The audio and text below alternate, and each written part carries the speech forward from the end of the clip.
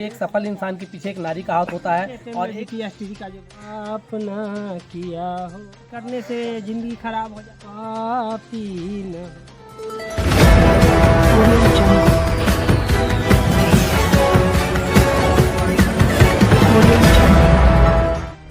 नमस्कार, आदाब, सत श्री अकाल, जय मिथिला, जय मैथिली, जय बिहार। मैं आनंद कुमार और आप मेरे साथ देख रहे हैं बूढ़ादेव राष्ट्रीय समाचार। आज मेरी मौजूदगी मधुबनी जिला मिथिलांचल के बासोपट्टी प्रखंड अंतर्गत विराटपुर गांव में है, जहां पे अशोक जिसे मिलने आए हुए हैं, जिनका BPSC TRE में चयन हुआ है शिक्षक के तौर पे। आइए उनसे कुछ खास बातचीत करते हैं।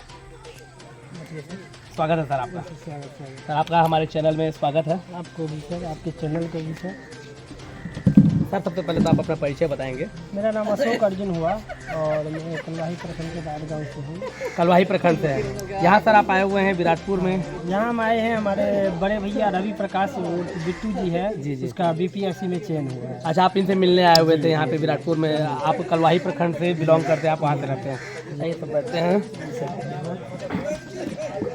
खास बातचीत होगी अशोक अर्जुन जी से, जो कि कलवाही प्रखंड से आए हुए हैं अपने मित्र रवि प्रकाश जी से मिलने के, उन्हें बधाई देने के लिए आए हुए हैं, क्योंकि उनका भी चयन BPSC में श्रम प्रवर्तन पदाधिकारी के तौर पर हुआ है। LEO में उनका चयन हुआ है, उन्हीं को बधाई देने आए हुए हैं। और इसी क्रम में आज अशोक अर्जुन जी से भी हमारी मुलाकात हुई है। आज हमारी भी खुशियाँ दुगनी हो गई है कि एक जगह पे दो पदाधिकारी आज मिले हैं और बिहार में आज वाकई खुशियों का माहौल बना हुआ है। अर्जुन जी, कैसा लग रहा है आपको जब इसमें चयन हुआ है? तो बहुत अच्छा लग रहा है सर, काफ़ी परिश्रम करके हम लोग आए हैं। मान के चले 2011 में हम ईश्वर सच्चिदानंद विद्यालय बासोपट्टी से 10th किए, उसके बाद राम जानकी से 12th किए। उसके बाद जिंदगी में बहुत सारी परेशानी है, प्राइवेट सेक्टर में काम किए, अपना बिजनेस चालू किए, सभी जगह हमें नाकाम हासिल। अशोक सर, आपका विवाह हो चुका है, मैरिज हो चुका है? हाँ, शादी हो गया है सर। अब हम संभवतः यह सोचते हैं कि जब से मेरा शादी हुआ है उसी दिन से मेरी ज़िंदगी में कुछ अच्छाई कदम दिखती रही है। देखिए, कहीं ना कहीं कहा जाता है कि जब धर्मपत्नी संगनी आती है तो कहा जाता है ना कि एक सफल इंसान के पीछे एक नारी का हाथ होता है और एक असफल इंसान के पीछे भी एक नारी का हाथ होता है। तो आज सफल इंसान के तौर पे अशोक अर्जुन जी हमारे सामने बैठे हुए हैं और इनके पीछे भी एक नारी की कहानी छिपी हुई है। एक नारी का किस तरह से उन्होंने सपोर्ट किया है उसके बारे में जानेंगे। अशोक जी, बताएंगे आपकी ज़िंदगी जब शादी हुई उसके बाद आपके साथ क्या क्या दिक्कतें आई? आपने काफ़ी मेहनत करी, आप खेल विभाग से जुड़े रहे, आप मनोरंजन विभाग से जुड़े हुए, आप गायक भी हैं, तो ये सब की थोड़ी सी संक्षिप्त आप कहानियाँ बताएंगे। सर, शादी करने के बाद थोड़ी परेशानी आई, लेकिन शादी के जस्ट बाद जिस दिन मेरा शादी का डेट फिक्स हुआ ना, उसी दिन मुझे डाइट नरार में काउंसलिंग का डेट आ गया। उसी समय सर? उसी समय, जिस समय शादी हुआ उस समय में डाइट नरार में आपको काउंसलिंग का डेट आ गया, मतलब डबल खुशी आ गई। उस समय में फिर आपने सर कैसे सेलेक्ट किया अपने आप को? अपने आप को वैसे ही सेलेक्ट किया सर। डाइट नरार में जब काउंसलिंग हो गया तो मन में ऐसा उठा कि अगर सिलेक्शन हो ही जाएगा मेरा। जी। जब काउंसलिंग हुआ, शादी के बाद मेरा काउंसलिंग हुआ, इसके बाद जस्ट मेरा मान के चलिए सबसे लास्ट जो मेगा सूची बना उसमें मेरा नाम आया। मतलब लास्ट बार में आपका इधर शादी का डेट फाइनल हुआ और इधर जॉब का डेट फाइनल हुआ? जॉब नहीं सर, जी जी, एडमिशन का डेट। एडमिशन का? जी सर। और मैंने फर्स्ट अटेम्प्ट में सीटेट निकाला, अपियरिंग में ही सीटेट निकाला और फर्स्ट अटेम्प्ट में BPSC का जो वैकेंसी आया था उसमें मैं पास किया। अशोक सर, बहुत सारे लोगों को लगता है कि शादी हो जाने के बाद जिम्मेदारियां बढ़ जाती है, वो पढ़ाई से विमुख हो जाते हैं, और ये भी हम लोगों को सुनने में पता चला है कि आप बीच में पढ़ाई बंद कर दिए थे, फिर आपने स्ट्रगल किया, तो ये दोबारा जो है पढ़ाई के प्रति ललक कैसे आपके मन में आई? होता है सर, कोई जो बोल रहा है ना कि शादी करने से ज़िंदगी खराब हो जाता है या फंस जाता है, ऐसा कुछ नहीं है। मन में एक लालसा होना चाहिए, एक खनक होना चाहिए पढ़ाई के प्रति, आराम से सफलता मिलता है। अभी सर बहुत अच्छा लग रहा है। जी सर, बहुत अच्छा लगा। सर, किस विभाग में आपका चयन हुआ, इसके बारे में आप हमारे दर्शकों को, हमारे जो श्रोता हैं, जो हम पब्लिक जो देख रहे हैं, जो हमारे युवा हैं, उनको बता पाएंगे कि किस विभाग में आपका चयन हुआ है? प्राथमिक विद्यालय में सर 1 to 5 में हमें सिलेक्शन मिला। सर, कहा जाता है कि जो शिक्षक हैं बिहार में, शिक्षा की व्यवस्था बहुत चरमराई हुई है। जो भी शिक्षक आते हैं वो शिक्षा विभाग में बस आते हैं और बस पेपर पढ़ के चले जाते हैं, बच्चों को पढ़ाने में उतना ज़्यादा इंटरेस्ट नहीं रखते, बच्चे भी नहीं आते हैं। तो आपका जो चयन हुआ है, तो सर आप क्या बदलाव करना चाहेंगे अपने विद्यालय में? सर, सुनने में आ रहा था, लेकिन अब हमको लगता है जिस दिन से BPSC ने ये अपना कदम उठाया है, अपने स्तर से शिक्षक की बहाली किया है, उस दिन से हमको लगता है अब आने वाला टाइम में ना ये सब कहीं सुनने को नहीं मिलेगा आपको। आप सर युवा हैं, क्योंकि आप खुद जानते हैं, और कहा जाता है कि युवा जो होता है देश के लिए वायु का काम करता है। तो युवा जब देश का नेतृत्व करेगा, युवा जब किसी भी जॉब में जाएगा तो कहीं ना कहीं परिवर्तन जरूर लाएगा। तो सर आप इसको सार्थकता की ओर ले जाएंगे? जी सर, बिल्कुल बिल्कुल। युवा जैसा चाहेगा वैसा ही होगा, जैसा चाहेगा वैसा ही होगा। और ख़ास करके बीपीएससी में 100% सफल स्टूडेंट को ही चयन हुआ है। इसीलिए हमारा शिक्षा व्यवस्था भरपूर कठोर बनेगा, अब पहले की तरह सुनने को नहीं मिलेगा।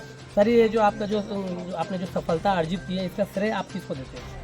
माता पिता और ख़ास करके जो बीपीएससी में हमारे रवि प्रकाश बिट्टू भैया हुए हैं, लास्ट टाइम में हम उन्हीं के पास 1 महीना कठोर परिश्रम करके बीपीएससी में सफलता की। उन्होंने काफ़ी आपको सहयोग किया, आपको मार्गदर्शन किया। आपके जो रवि प्रकाश जी मित्र जो हैं बिट्टू जी, जिनके बिट्टू के नाम से प्यार से बिट्टू कहा जाता है, आप उनको श्रेय और अपने माता पिता को श्रेय देना चाहेंगे? सर हमें ये भी जानकारी मिली जब आपसे मुलाकात हुई कि आपके मित्रगणों से हमें जानकारी मिली गुप्त तौर से कि आपको संगीत में काफ़ी ज़्यादा रुचि है। तो सर संगीत की तरफ सर आपका रुचि कैसे बढ़ा? सर जब मैं 5 क्लास में पढ़ता था ना, तो पिताजी उस समय उस ज़माने में फिलिप्स का रेडियो चलता था, तो मैं पिताजी का रेडियो चुरा करके वहाँ से गाना सुनने का बहुत ज़्यादा शौकीन था। उसी दिन से मुझे गाने का एक जुनून उठा और मैं 5 क्लास से लेकर के समझिए ना 10th क्लास तक जितना भी बार भी हमारे कॉलेज में सांस्कृतिक कार्यक्रम हुआ हो, विद्यालय में सांस्कृतिक कार्यक्रम, उसमें बढ़ चढ़ के भाग लिया संगीत में। सर 2 शब्द अगर आप गुनगुनाएंगे तो हमारे लिए बहुत सौभाग्य होगा। Yes sir. यार हमारी बात सुनो, एक ऐसा इंसान सुनो जिसने पाप ना किया हो, जो पापी न हो, जिसने पाप ना किया हो, जो पापी न हो। देखिए बहुत अच्छा सुंदर सा ये गाना सुनाया उन्होंने। हमारे साथ अशोक जी बैठे हुए हैं और ये संगीत से भी बहुत ज़्यादा रुचि रखते हैं। तो कहीं ना कहीं जब एक शिक्षक के अंदर में जो कहा जाता है सर्वगुणी जो होते हैं, उन्हें शिक्षक का ओहदा दिया जाता है। और काफ़ी मेहनत करने के बाद जब हिम्मत हार गए थे, तब इनकी जीवन संगिनी ने इनका हाथ थामा, उन्होंने मार्गदर्शन दिया कि आप पढ़ाई पे भी ध्यान दीजिए। और जो मित्र होता है ना, कहा जाता है कि मित्रता की बात ही कुछ निराली होती है। मित्र हो तो एक कर्ण की तरह हो, मित्र हो तो कृष्ण की तरह हो, और मित्र हो तो रवि प्रकाश की तरह हो। बिल्कुल उन्होंने इस चीज़ को सार्थकता की ओर साबित किया है, क्योंकि जब इन्होंने दामन छोड़ दिया था, पढ़ाई को बिल्कुल नेगलेक्ट किया था, उस समय रवि प्रकाश जी ने इन्हें अपनी ओर आकर्षित किया, खींचा कि नहीं मित्र एक बार तुम प्रयास करो। और उस प्रयास के बल पे आज इन्हें सफलता मिली है। और ये वो ग्रुप है जो कहीं बाहर कुछ दिन ही पढ़ाई किए और जब इन्हें महसूस हुआ कि हमें खुद मेहनत करनी होगी, तो वहाँ से ज्ञान बटोरे और फिर वहाँ से जो कुछ टिप्स होते हैं उन्हें बटोर कर आपस में मेहनत करना चालू किया और आज एक बड़ी सफलता मिली है। अशोक जी, आम जो युवा हैं, जो हमारे ग्रामीण के, जो आपके प्रखंड के, पूरे मधुबनी जिला के, वरन पूरे बिहार के, उन युवाओं को कुछ आप संदेश देना चाहेंगे? संदेश यही देना चाहेंगे सर, चाहे कोई भी नौकरी हो, वैकेंसी हो, कोई हार्ड नहीं होता है। परिश्रम से बढ़कर कोई चीज़ नहीं होता है। परिश्रम कीजिएगा तो 100% सफलता मिलेगी। चलिए बहुत बहुत धन्यवाद अशोक जी। आज हमारी खास बातचीत हो रही थी अशोक जी से, जो कि कलवाही प्रखंड से आए हुए हैं, रवि प्रकाश जी को बधाई देने के लिए। और आज हमारे चैनल की ये सौभाग्यता है कि 2 प्रतिभाशाली युवा जो हैं एक ही साथ हमें मुलाकात हुआ है और दोनों प्रतिभाशाली युवाओं से हमने आपको मुलाकात करवाया है। और इन्होंने भी वही चीज़ युवाओं के लिए कहा है कि मेहनत से बढ़कर कुछ भी नहीं होता है, हमेशा मेहनत करते रहना चाहिए, निरंतर मेहनत करने चाहिए और मेहनत के बल पे इंसान किसी भी पद को हासिल कर सकता है। तब तक के लिए आनंद में विदा लेता हूँ।